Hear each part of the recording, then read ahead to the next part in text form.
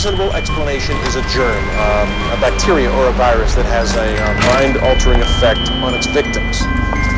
Though how such a germ could have been delivered so quickly and over such a vast area does remain a mystery. It's being called Judgment Day by religious... Still no explanation!